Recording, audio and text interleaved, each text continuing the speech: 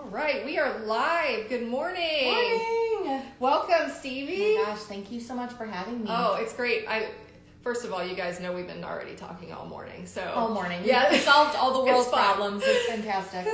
So welcome to the Enneagram Mom interviews. Today's guest obviously is Stevi Carr, but before we get started, just a reminder, the Enneagram is a wonderful tool for developing self-awareness and empathy. And our mission is to amplify mom voices by telling our stories, honoring our differences, and offering useful tips from our specific Enneagram strengths to help other moms and all parents everywhere. And I see Gail just joined. Good morning, Gail. Morning. And I see a bunch of folks. I was going to say, I think Melis is on. Yes. Hi. All right. Morning. It looks like she noticed something in the background, I which is know. what I'm getting to next. All right. So today's sponsor, we have the wonderful Ruya Coffee, who has sponsored us. This is their third episode. First of all, Stevie, what are we drinking right now? Oh, we're drinking the medium roast. It's amazing. It's fantastic. It's so good. And for those of you watching, this is a new flavor. And then also they have a light roast. We just were both a little groggy this morning, so we went medium. And of course the original dark roast. And the only reason we're not drinking dark is because I've already drank it all. So it gone. Yes. So Ruya Coffee is their motto is for the immigrant dream. Ruya means dream in Turkish, and my baby's screaming upstairs. You might hear her. Ruya means dream in Turkish. It was inspired by Melissa's parents who lived the immigrant dream. They came here with no real plan, no money, but they loved it here and they figured out a life. What a fantastic mission. Turkish coffee, you guys. It is awesome and it will wake you up. So thank you to Ruya Coffee for sponsoring this episode of the Enneagram Mom series. Which I love, and I'm looking forward to getting back to where her mom can tell my fortune, because I went about a year ago at this time, and I need to go have my fortune told again. So please, let's get on that again so we could do that. And then make sure if you're joining on Monday, she's going to be launching a new beer with Rheingeist, which is super cool. I'm so proud to know her, and it's just part of this awesome women of this community of entrepreneurs. So. Absolutely. And Melissa has just added so much culture to the Cincinnati community. So thank you, Ruya Coffee. And stay tuned at the end of this episode for a special discount code on your online order. Yep. All right. So with that being said, I don't have to actually bring Stevie on because she's sitting right here. So we can get started. Yay! Yes. All right. So first, let's just talk about you. And I know you pretty well, but you know, there's always more to learn. For those of you that don't know Stevie, can you tell us a little bit about yourself? Sure. So a little bit about me. I'm from Cincinnati, born and raised here. I have a lovely 4-year-old. He's a monster in the best way possible. And a golden retriever, Mac, who's just a goon. We call him a Muppet, named after Mick and Mac Lions for the University of Cincinnati. Go Bearcats. Go Bearcats! Yes, exactly. And I live with my husband in Clifton in the Gaslight. We have an 188-year-old home that we care for and love and are trying to rejuvenate that. So that's like having another being, which is why I don't have a lot of house plants. I mostly have a lot of plastic plants. But yeah, so my entire family kind of lives in this area now. My brother used to live in Indiana and moved back here, and it's just been incredible, you know, like being able to boomerang back. I've lived in Cincinnati. I lived in Cincinnati my entire life after college, moved to Chicago, Baltimore, and then boomerang back, where we made the decision that we wanted to start a family here, and just has been wonderful. I love the Midwest because people are just so kind and respectful, and you don't really realize that until you're gone. Yeah, so. It's very true. Yeah. It's very true, and I have the same kind of love for the Midwest for that very reason. Yeah. All right, well, that is a great summation. Now let's get into the details. Sure. All right, so you are an Enneagram 3, Yep. wing 2. The 3 is the performer or the achiever, and then with a 2 wing, as you sent me this morning at 2:30, because she's an Enneagram 3 and works a lot. The Enneagram 3 wing 2 has been coined the enchanter.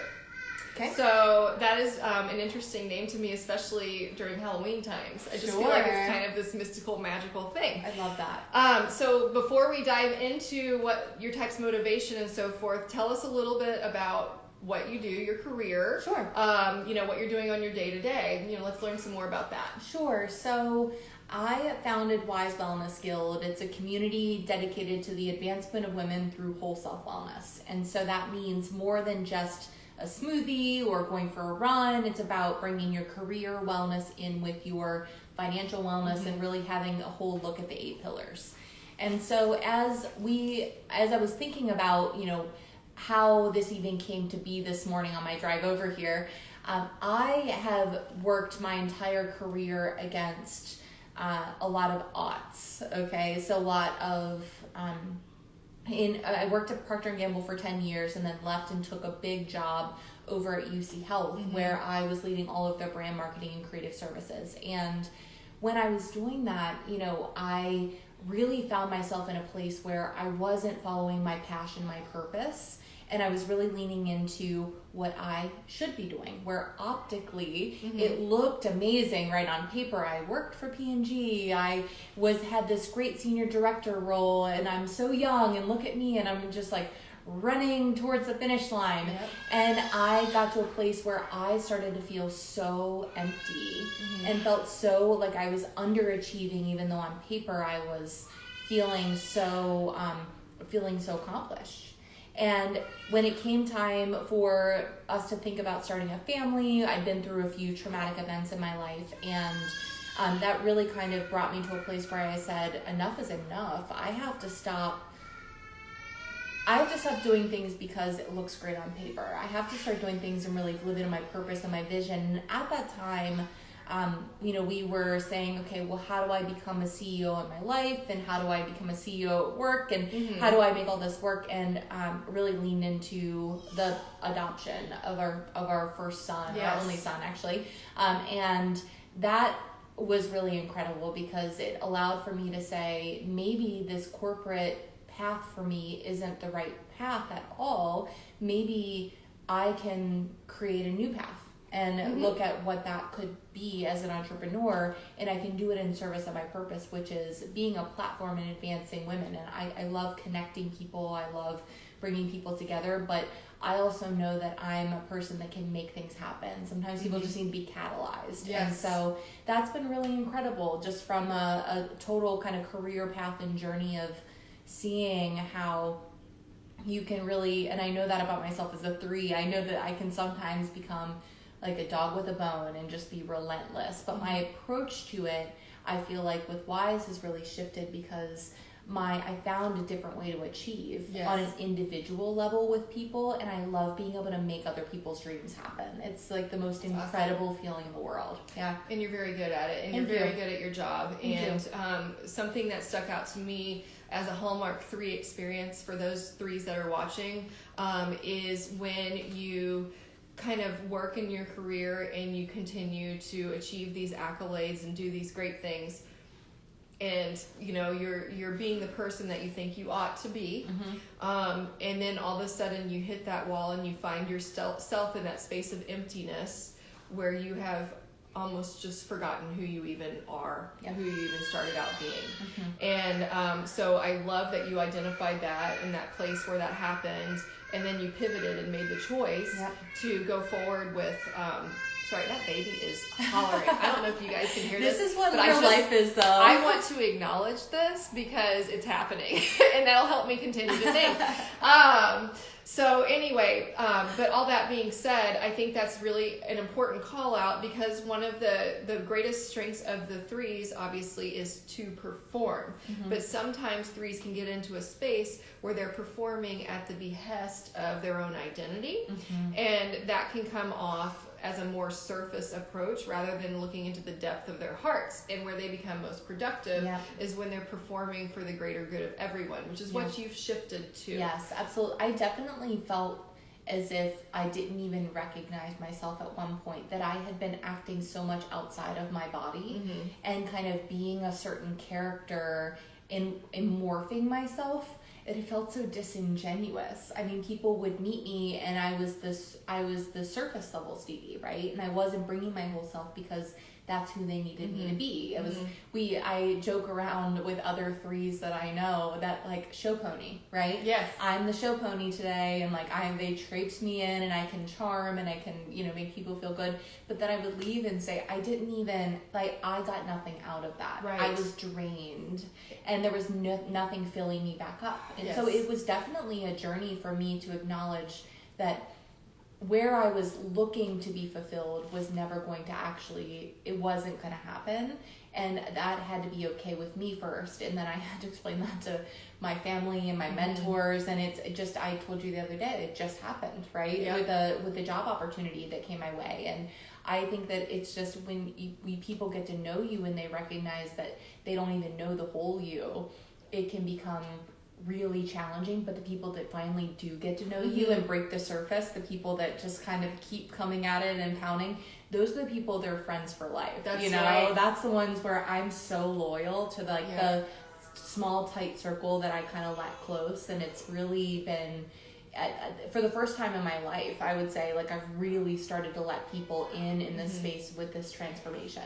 And I would say to friends of threes, because we are all friends of threes, that when you see a three that you can tell is in a hard space and is exhausted and in pain, the best thing you can say to them is, I see you. I see you. And that will speak to their hearts, and that will allow them to know that they are okay just as they are. Yeah. Okay, so before we dive into some of these stage questions, I wanted to talk about your wings for a minute, okay? And when I say stage questions, I just mean I give them the heads up. They got to prepare for this. Yeah. I mean, it's not cool to just blindside them like I'm getting ready to do with Stevi. So, so anyway, you have a 2-wing. I do. And can you talk about how that comes out a little bit? Yeah, so for me, I always say that relationships for me are really everything, and I really love connecting. I love humans. I just love human beings. I love everything I want to know all about them. I want to know what makes them tick. I want to know like what they love, what they don't like. And for me, how I find that manifesting is I love anticipating people's needs and being able to deliver for people in that way that allows for them to feel seen, maybe because that's what I want, right? Like I want to be seen and I want them to feel seen. So it's funny that you said the enchanter, just like a little side comment on this. As I was thinking about how do I enchant it, I do it a lot through experience, and I really like to demonstrate my love through like hosting or like having people and being able to have people will mention like one thing to me, and I love to be able to come back around and say like, oh, I knew you, like, I remember a lot of random things about people sometimes that I think it surprises people because, again, my 3 is so, like, just forge ahead. But for me, that's important because that rapport and building that trust with people is crucial. I also think that I over-deliver on almost everything that I do because that is the piece of this that I really want to make sure that as the show pony, that people also know that I'm really a workhorse. And I've always demonstrated by doing instead of just talking. And I think that balance for me has allowed for me to be able to, I get pulled into a lot more than I sometimes bargain for. I'm overstretched consistently, which is a hallmark thing. Yeah, I'm Those overstretched. of you twos watching, you're all going, yes, I know. Because I it's all valuable to me, and I don't want to let anybody down. But I have started to find my way back to what is this in service of, and I sometimes have to say no to things that I really want to do. Just because of capacity. Yeah. It's just a capacity issue. And especially now, like with everything going on and trying to mom and trying to be a spouse and a friend and a daughter and sister and all of that, running business. I have found myself, I really do not like saying no to people. And so I will say no, usually after I deliver something, and then I'm like, thank you, now I have to walk away. I love that. So part of that I want to, well, there's two things there that stuck out to me. One is you're a show pony, but also a workhorse. Yeah. Listen, on the Enneagram 3 is known when they fall into their shadow space, especially Enneagram 3, that I don't like this word, but has been associated with workaholics. And all that to say that it just means that they are so hardworking. Yeah. They put everything into their work, and it's very much something that you will see in a performer.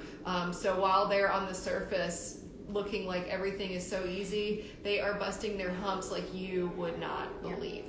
The second piece that I want to comment on is you're talking about hosting and, offering people a great experience. One quality about Stevi that I think is just incredible is she's a master curator. And so when she creates an experience and you have the privilege of being a part of it, it will be excellent. Thank you. And I do see that. I see that both as a 3 and a 2. And, that idea of giving and hosting, which is very much a 2 strength. Now I want to touch for a minute on the Enneagram 4, because we haven't really dove into this. Did that dove? Anyway, we haven't really stepped into this. Yeah. And there's some interesting qualities about you that I'd love to talk for a minute about and explore the idea that perhaps you've tapped into a 4 wing as well. Sure. So an Enneagram 4 is a romantic or an individualist, right? Yep. The motivation of a 4 is significance. And it's not significance in the same way that a motivation for a 3 is affirmation or accomplishment. It's significance in searching, the unending search for the meaning of life. And the idea that it's never going to be available, but they're going to continue the quest to look for it. Yeah. Okay? And that's a beautiful motivation, very interesting. It can be kind of melancholy, but also very deeply ingrained in internal emotion. Yes. And so I'd love to share a story, and I did ask permission before this. From something that stuck with me about what Stevi mentioned, and at first I thought it related more to an Enneagram 2 wing, but then the more I got to think about it, and the more I've studied 4s, I think this is an interesting connotation that leans toward a 4 wing. Can you tell the story about the worm? Yeah, so my son and I, and this is in the beginning of quarantine, when my son was home from school, we got the call that, hey, tomorrow he's no longer coming to school. You have to online school a 4-year-old. And I laughed and I said, there's no way. And so I knew that we had to make school like our version of school.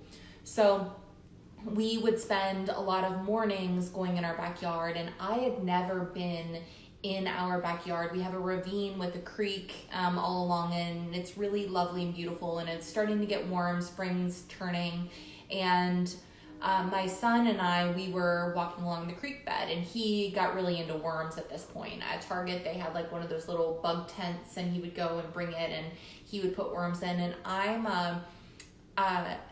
for me, I've always been very like in touch with nature, and I've always loved being out in nature, shoes off, kind of hippie-like in a way, but playing with bugs, and like spiders don't bother me, and we're a big like catch in our house, that we don't squash things, okay? And I think because I really have put a purpose to, the more that I've acknowledged life, who's to say that like a bug's life is more important or less important? It's all a matter of like societal norms and things we accept, and things that like our culture kind of dictates as hierarchy. We as humans have said, interestingly, I'm not vegan. Interestingly enough, I grew up very much on processed meats and like a lot of that stuff. That's so a lot of us we're all a work in progress, and this is just how it is. Love myself some pepperoni. Yep. It's just is what it is. But I do think that like my son and I were walking and having this dialogue and conversation, and I kept saying, be very careful, because you don't want to hurt the bugs. Like, you can play with them, put them in your bug tent, but we always release them. They don't die in the bug tent. That's very important to me, and I want to raise him like that.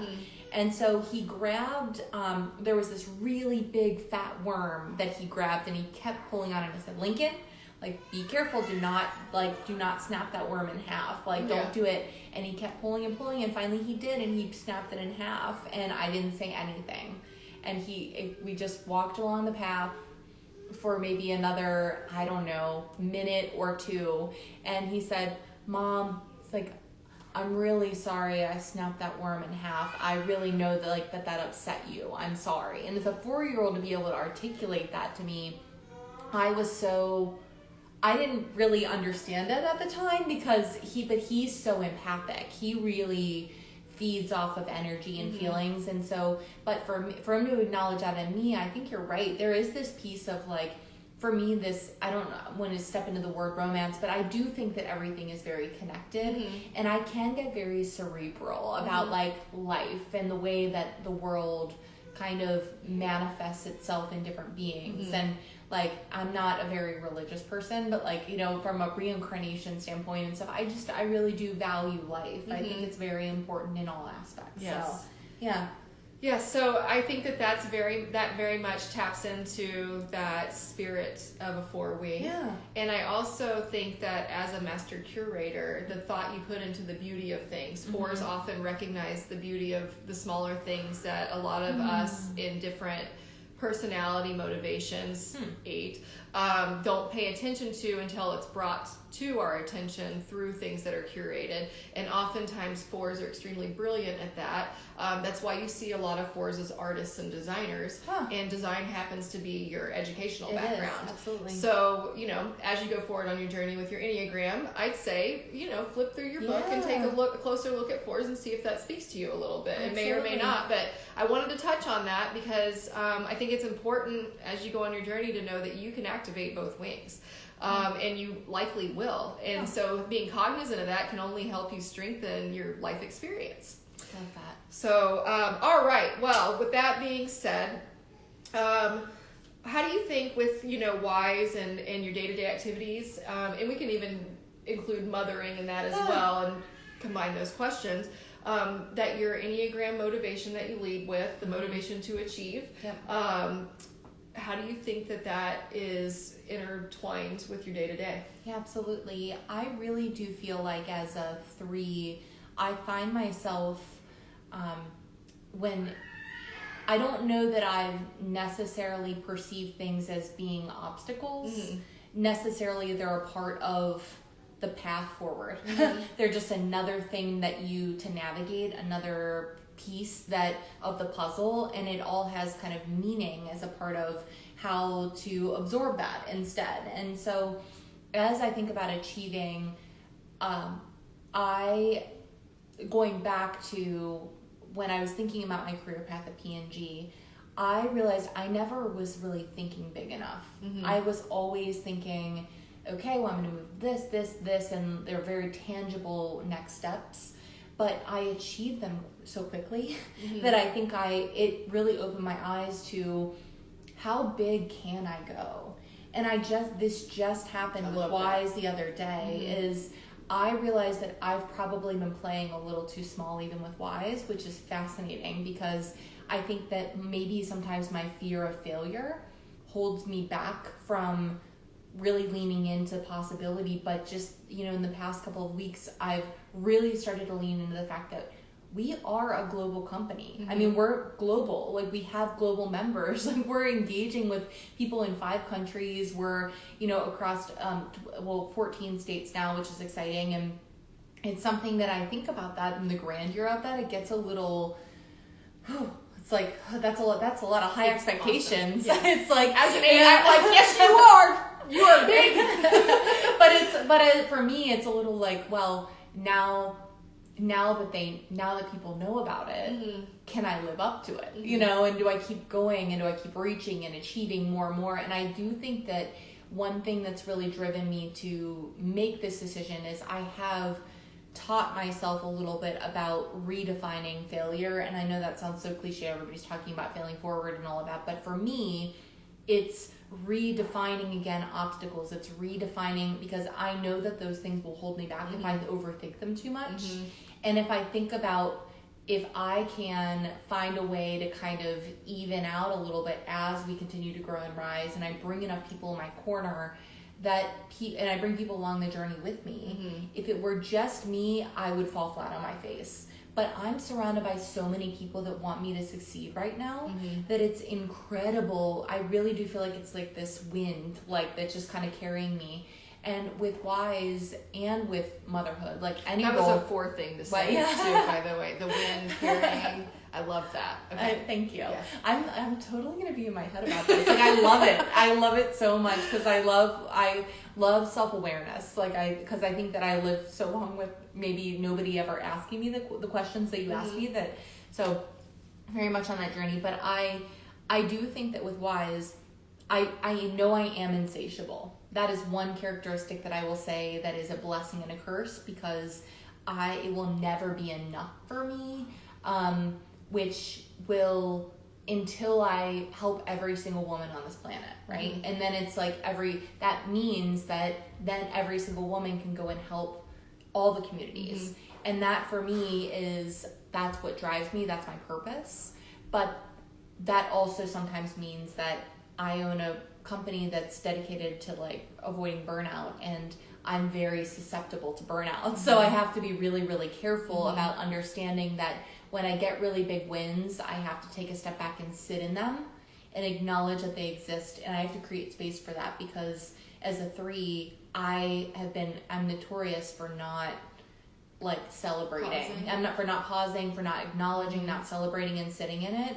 And with my own family, with my son, I have to acknowledge that like where he is enough and he is fantastic, and that he is bright and he's his own unique being, and not try to micromanage him as a human. And making sure, he's 4, and again, there are some times that he'll tell me to chill out.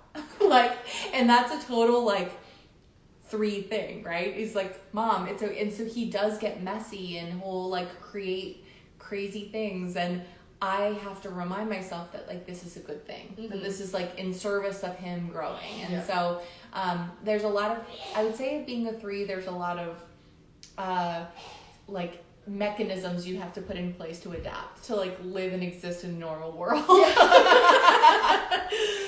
I'm constantly spinning. And to your point, 3s live in the future. That's the tense that 3s tend to think toward, as do 8s. So I can really relate to a lot of that, because when you get a win, it propels you and you immediately want to move on it. For an 8, it's very impulse driven, and for a 3, it's that natural drive to move forward. And so that's relatable to me too. And I think all types, when we get into that momentum, it's important to pause and reflect and appreciate, express your gratitude, and think before making your next step. Because if we pay attention, our next step will be guided by the fact that we've learned something. Absolutely. So that's great insight. And with that being said, with your 3 strengths, do you have any suggestions, tips, or recommendations that you'd like to offer as a 3 parent that might help parents, moms everywhere? Yeah, I think that for 3s, understanding that you have control over yourself. And for me, I know that if I fail, that the reframe of what that failure looks like for me, like I said, is just it's just a part of the journey towards success. Does that make sense? Absolutely. And that reframe of that when things happen that are outside of your control, it's not personal. That it's a part of the process. And it's unforeseen, and you can't hold it so tightly, that you need other people to kind of be a part of the orchestration towards the forward momentum.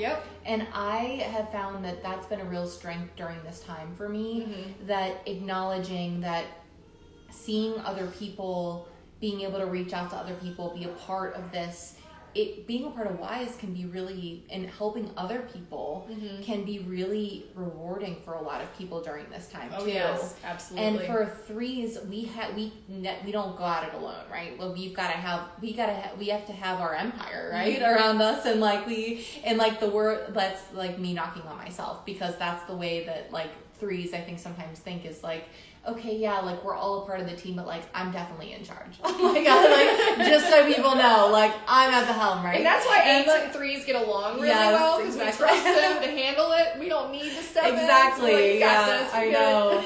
But I do think that is as a parent, any parent, my advice would be that just really acknowledging that it's all going to move forward. Don't get stuck. Don't allow for yourself to get stuck and ruminate and swirl too long, because if you just make one little small act, it can usually get you and jostle you enough to get you unstuck to move you forward. And those pauses are so important for me. Like starting this morning, like, you know, sitting there with mindfulness. I didn't sleep very well last night, but having the 5 minutes to just think about what's like one thing that I can do to feel accomplished today has just changed everything. Yep. Yeah. That whole intention setting, that one thing, because, you know, the ocean is made up of billions and billions of droplets, right? Yes. That one thing every day that gets you closer to the thing that you envision for yourself. Mm-hmm. It's very powerful. It's a very powerful mindset. Yep. That's great advice. Thank you for that. And, you know, I want to just do a quick plug first to say thank you to Stevi and to Wise Wellness Guild for sponsoring a handful of the episodes in this series.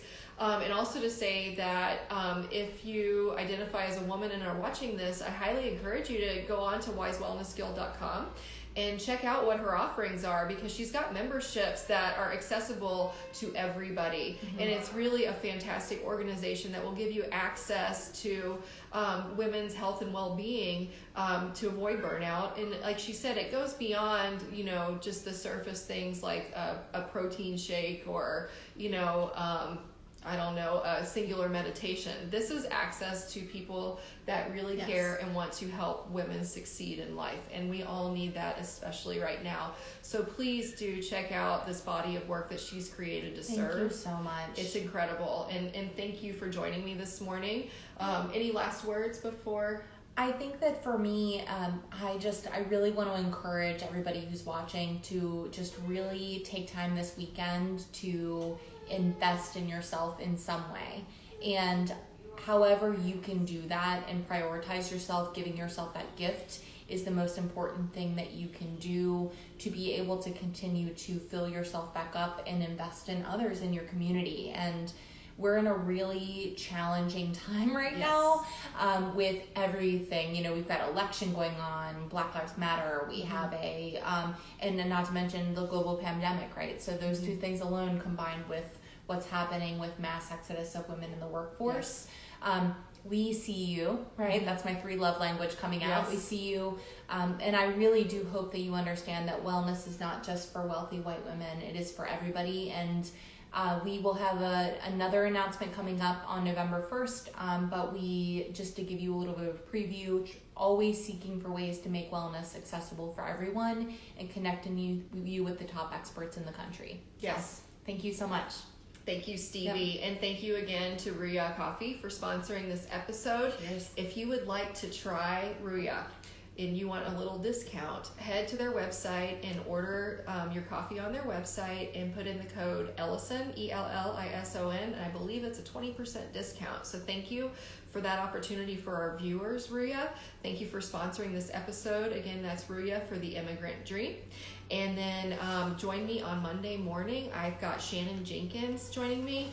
It should be an excellent episode. She is out of Cincinnati. Do you know Shannon? Yes. Well, a mutual friend introduced us. She's fantastic. So get excited. Oh, Shannon, you're gonna have the best time. Her energy is amazing. That's awesome. So talented. Yeah. Okay, well, there you go. You heard it right here. Yes. So look for the announcement to come probably today or tomorrow for that episode. And in the meantime, have a great weekend. Thank you so much.